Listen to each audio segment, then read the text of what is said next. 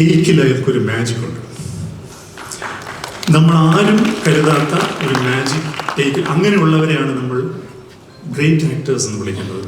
ആ മാജിക്കിൻ്റെ എപ്പിറ്റം എന്ന് പറയുന്നത്, ഗിരിശൃംഗം എന്ന് പറയുന്നത് ശ്രീ മോഹൻലാലാണ്.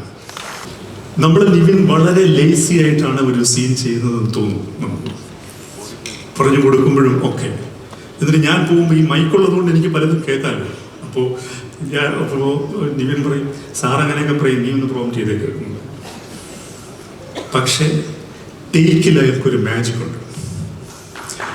നമ്മൾ ആരും കരുതാത്ത ഒരു മാജിക് ടേക്ക്. അങ്ങനെയുള്ളവരെയാണ് നമ്മൾ ഗ്രേറ്റ് ആക്ടേഴ്സ് എന്ന് വിളിക്കുന്നത്. ആ മാജിക്കിൻ്റെ എപ്പിറ്റം എന്ന് പറയുന്നത്, ഗിരിശൃംഗം എന്ന് പറയുന്നത് ശ്രീ മോഹൻലാലാണ്.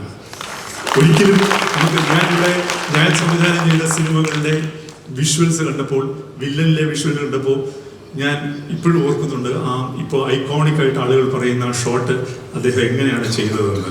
ഉടനീളം തമാശ പറഞ്ഞ് ടേക്ക് എന്ന് പറഞ്ഞപ്പോൾ ഈ ഷോട്ട് ചെയ്തിട്ട് അതിൽ അദ്ദേഹത്തെ ഒന്ന് അഭിനന്ദിക്കാൻ പോലും എനിക്ക് അദ്ദേഹം അവസരം തന്നിട്ടില്ല. ഓടിച്ചെന്നപ്പോൾ കെട്ടിപ്പിടിച്ച് എൻ്റെ ചെവിയിൽ ഒരു തമാശ പറഞ്ഞു. ആ തമാശ ഞാനിവിടെ ആവർത്തിക്കുന്നില്ല.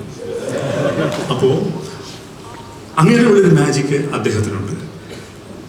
നിവിനും അങ്ങനെയൊരു സർഗശേഷിയുണ്ട്. ടേക്കിൽ അയാൾക്ക് ഒരു എക്സ്ട്രാ സംതിങ് വരുന്നുണ്ട്.